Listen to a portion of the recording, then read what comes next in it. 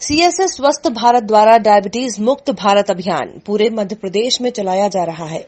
आइए आपके अपनों को दिलाएं डायबिटीज और ब्लड प्रेशर से मुक्ति। अधिक जानकारी के लिए संपर्क करें 9993030692 9993030957।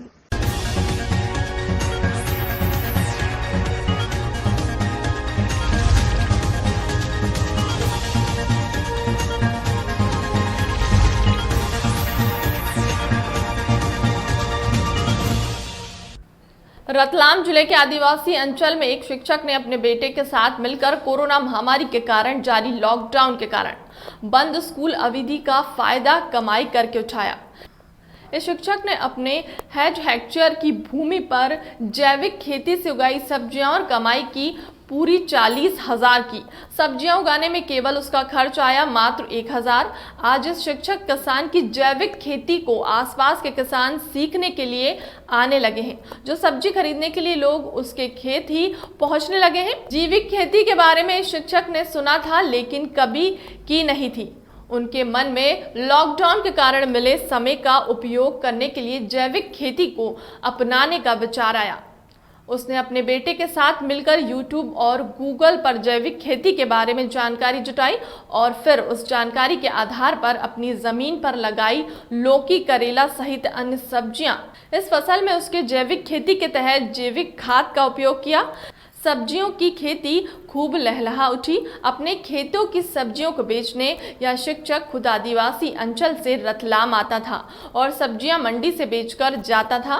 कुछ समय बाद जो सब्जी व्यापारी उसके खेत से ही सब्जियां ले जाने लगे और अप्रैल से शुरू हुआ यह काम उसे आज 40,000 की कमाई दे गया।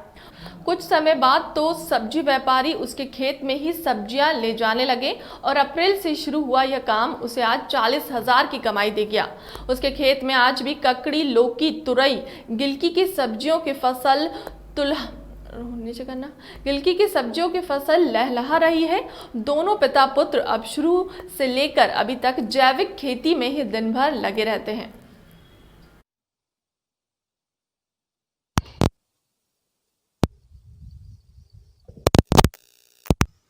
चलो ही बोलो, आपको जोर से बोलना। हाँ, जोर से बोलो।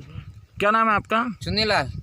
चुन्नीलाल जी, किस लिए आए हो आप यहाँ? मैं यहाँ आया कि यार माड़ साहब अच्छी कमाई ले रहे हैं, अच्छी पे फल फूल लग रही है, अच्छी सब्जी लग रही है। तो माड़ साहब हमारे को भी दवाई दारू कैसी बताओ कि हम भी करें पड़ोसी। हमारे मकान के पास में कर रही है खेती। तो मैं इसको पूछने आया कि तुम भी हमारे को बताओ कि ये दवाई कैसी है, कैसी नहीं। सब्जी खावत अच्छी लगती है, करेला खावत अच्छी लगती है, बैंगन खावत अच्छा लगता है। कौन सी दवाई डाली तुमने? स्वाद देती है सब्जी। सीखा आपने? हाँ, ऐसा ये मैं कोई नहीं बता रहे है कि ऐसा वो बोना, ऐसा बोना, ऐसा बता रहे हैं। दवाई दारू बता रहे हैं। धीरे धीरे हम भी आए हफ्ते साल करेंगे। आपके कितने बीघा खेती है? 5 बीघा। तो अभी तक कैसे करते थे खेती? अभी नहीं कर रहा हमने, ये सोयाबीन जी बो रहा है। अब हफ्ते साल वाएंगे हम भी।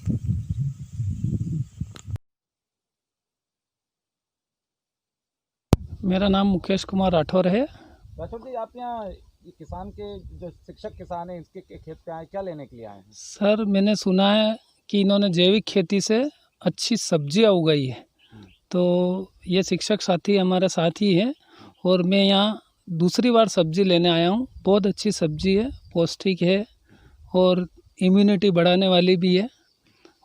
और आपको कैसे पता चला था ये? मैंने सुना, गांव में मेरी पोस्टिंग पहले यहीं थी उमर गांव में, तो मैंने सुना कि सर ने सब्जी उगाई है, तो मैं यहाँ दूसरी तीसरी बार सब्जी लेने आया हूँ। इन्होंने बहुत अच्छी अच्छी सब्जी लगाई है, करेले हैं, तरोई है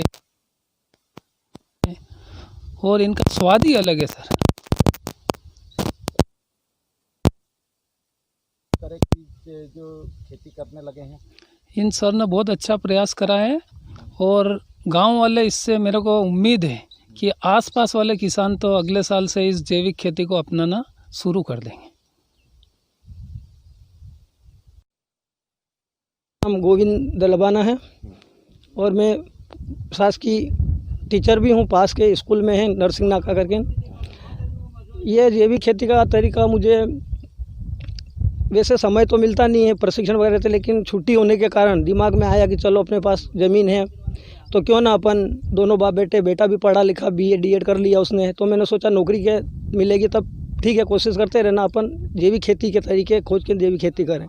हमने YouTube पर सर्च किया, काफ़ी तरीके देखे, उसमें डॉक्टर किशन चिंद्रा जी का भी देखा मैंने, उसको फॉलो करते गए हम। और हमने फर्स्ट में अप्रैल माह में 10 अप्रैल के आसपास ककड़ी, रेत ककड़ी जिसे बोलते गर्मी में आती है, वो लगाई। उसमें मात्र 1,000 रुपये का खर्चा करके हमने लगभग 40,000 रुपये के समथिंग कमाए।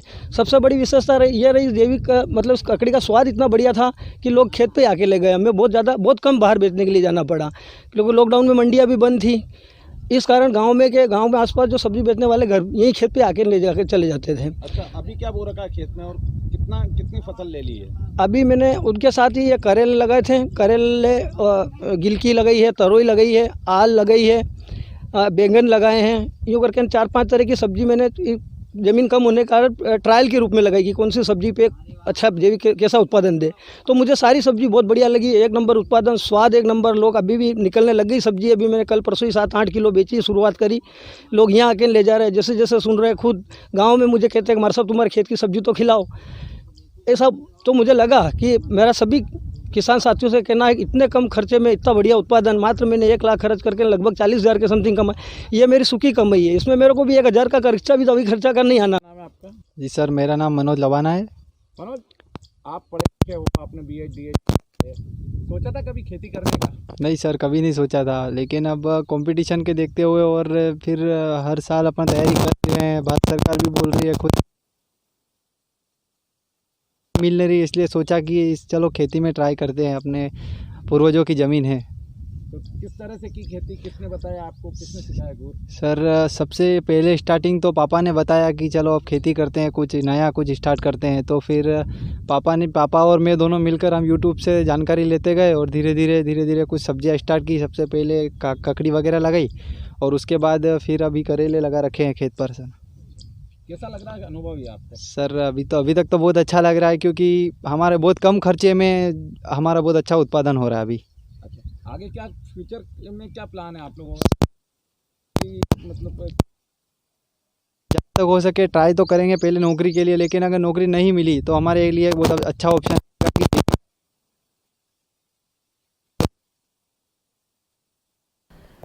ग्राम खितौली, तहसील बरही, जिला कचनी में आधार कार्ड में सुधार कार्य को लेकर जैसे नाम, पिता का नाम, जन्मतिथि में सुधार कराने के लिए खितौली क्षेत्रांतर्गत आने वाले करीब 15 से 20 गांव के ग्रामीण आए दिन परेशानियों का सामना करते हैं। समस्त शासकीय अशासकीय कार्यों में आधार कार्ड की जरूरत पड़ती है। आधार कार्ड में थोड़ी सी भी गलती होने पर ई कार्यों में बाधाएं आ जाती हैं। उस जगह ग्रामवासियों की ई शासकीय योजनाओं में वंचित हो जाते हैं। ग्रामवासियों को आधार कार्ड में सुधार करने के लिए गांव से 25-30 किलोमीटर दूर बहरी जाना पड़ता है। वहां पहुंचने पर कोई ना कोई कमी जरूर निकाल दी जाती है। उस स्थिति में ग्रामीणों को वापस गांव आना पड़ता है और उनका पूरा दिन बर्बाद हो जाता है। साथ ही आने जाने में जो खर्च हो जाता है उसका भी ग्रामीणों पर अतिरिक्त बोझ पड़ता है। इन सब के बाद भी जब दोबारा बरही जाते हैं तब भी कोई गारंटी नहीं है कि आधार कार्ड में सुधार हो ही जाए। इन सब परेशानियों से ग्रामीणों ने खितौली सरपंच श्री चिंतामणि विश्वकर्मा जी को बताया, तो सरपंच ने अपनी जिम्मेदारी समझाते हुए कलेक्टर महोदय से निवेदन किया है कि एक आधार कार्ड में सुधार कार्य करने का केंद्र खितौली में खोला जाए ताकि ग्रामीण जनों व क्षेत्रवासियों को सुविधा मिल सके।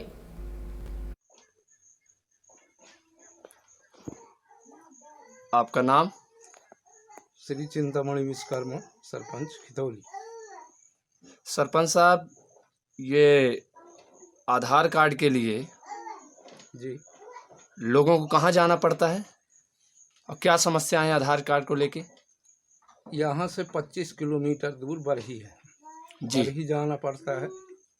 यहाँ कम से कम 15 गांव हैं। 15 गांव के लोग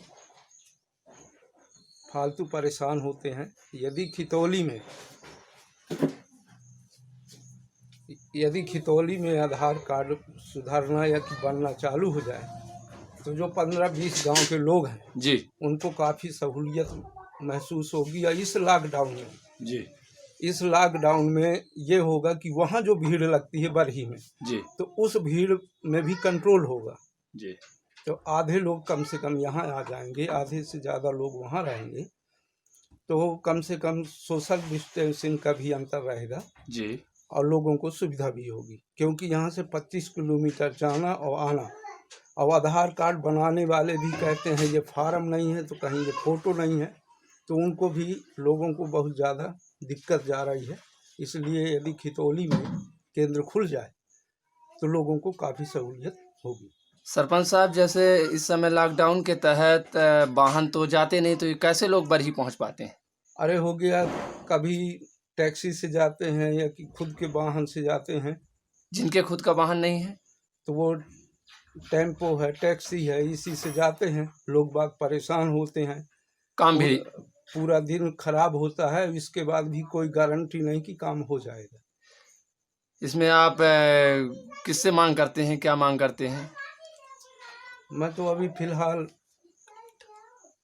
यही चाहूँगा, कलेक्टर महोदय जी से निवेदन करूँगा कि यदि इनमें इस आधार कार्ड में यदि थोड़ा सा ध्यान दें तो खितौली में केंद्र खुल जाए तो लोगों को काफ़ी सहूलियत होगी। धन्यवाद सरपंच साहब। स्टेट टुडे न्यूज़ से मिथिलेश कुमार त्रिपाठी की रिपोर्ट। जिला मुख्यालय से 6 किलोमीटर दूर परसोना रसमिलान की सड़क की हालात इतनी दयनीय स्थिति में है कि अगर आपको तालाब का मजा लेने का मन करे तो आप परसोना बाजार के मुख्य मार्ग पर आ जाएं। परसोना बाजार में हर दिन जिले के कितने बड़े अफसर गुजरते हैं, लेकिन परसोना की सड़क किसी को नहीं दिखती।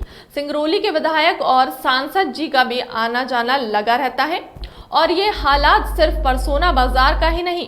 अगर आप कभी परसोना में रसमिलान तक का सफर करते हैं तो आपको सड़क के बीचों बीच एक एक फीट के गड्ढे देखने को मिल जाएंगे। इन सड़क पर निकलना बहुत ही मुश्किल है, लेकिन किसी भी जिम्मेदार व्यक्ति को इन सड़कों की दुर्दशा नहीं दिखती। तो अभी आप रास्ते से गुजर रहे हैं, यहाँ की जो उबड़ खाबड़ रास्ते है इसमें आप क्या कहेंगे? नहीं, अभी आप लोग आ रहे हैं, रास्ते से कर रहे हैं, क्या आप लोगों को दिक्कत हो रही है इस रोड से? क्या मतलब कैसे दिक्कत हो रही है, कुछ बताएं एग्जाम्पल तौर तरीके। आप जैसे यहाँ रोड पे इतना कीचड़ है, एसआर पावर प्लांट की गाड़ियाँ चल रही हैं, रोड कई दिनों से ख़राब है। पहली बारिश में रोड अभी तक नहीं बनी, जबकि सुनने में आता है रोड बने। तो यहाँ आपकी क्या समस्या है? नहीं आता है, मान लीजिए हम लोग की दुकान के पास, और इतना कीचड़ है कि पूरा देख ही रहे हैं, तो हम क्या बताएं। इसके वजह से हम लोग को बहुत नुकसान है। ये जितना जल्दी बन जाए वही हम। ये ओवरलोडिंग गाड़ियाँ जो एसआर की चलती हैं कोयले लेके, ये पूछिए मत कितनी चलती है, बहुत ज़्यादा गाड़ी चलती है। इसके हिसाब से ये रोड बनी नहीं है, इसके हिसाब से ज़्यादा गाड़ी चलती है। क्या नाम है आपका? राजेश जी, जैसे आप यहाँ रोड के सामने ठेला लगाए तो गाड़ियाँ जो चलती हैं पूरे समझ में आए कि आपके ठेले के पूरे छींटे तो चारों तरफ से पड़ते हैं। ये ऐसे कई जगह से हो रहे हैं कि एक ही जगह से? हर जगह से होता है, पूरे रोड पूरे मार्केट कई दुकानों की ऐसी स्थिति चल रही है। डीजल पेट्रोल के दामों को लेकर कानपुर के गंगा तट पर सपा युवजन सभा के कार्यकर्ता जी ने हवन का आयोजन किया। हवन करने के पीछे का मकसद यह है कि जिस तरह से पेट्रोल डीजल के मूल्यों में इजाफा हो रहा है, उससे महंगाई बढ़ रही है। हवन का आयोजन करने वाले सपा युवजन सभा के अध्यक्ष बंटी सेंगर का कहना है कि देश के प्रधानमंत्री, मुख्यमंत्री व पेट्रोलियम मंत्री सद्बुद्धि के लिए गंगा तट पर हवन का आयोजन किया है। आज गंगा तट पे अपने हवन का आयोजन किया है, किस चीज को लिए ये आहुतियां दी गई है? बढ़े हुए डीजल पेट्रोल के मूल्य वृद्धि के विरोध में आज समाजवादी पार्टी युवजन सभा ने देश के प्रधानमंत्री, देश के पेट्रोलियम मंत्री की सद्बुद्धि के लिए आज कानपुर स्थित परमठ मंदिर के गंगा तट के किनारे हम लोगों ने सद्बुद्धि यज्ञ आयोजन किया है। इसकी मूल वजह ये है कि जिस तरीके से कोरोना काल में लोग आर्थिक मंदी से टूट रहे थे, आज देश के प्रधानमंत्री और देश के पेट्रोलियम मंत्री ने जिस तरीके से डीजल और पेट्रोल के दामों में बढ़ा दिए हैं, जिसको लेकर किसान से लेकर व्यापारी तक हर वर्ग के लोग परेशान हैं। इसकी सीधी महंगाई की मार जो जनता पे पड़ने वाली है, इन्हीं सब बातों को लेकर हम लोगों ने आज जो देश के प्रधानमंत्री गंगा के बेटा कहते थे, हम लोग गंगा जी के तट पर उनके लिए सद्बुद्धि के लिए यज्ञ करने का काम कर रहे हैं।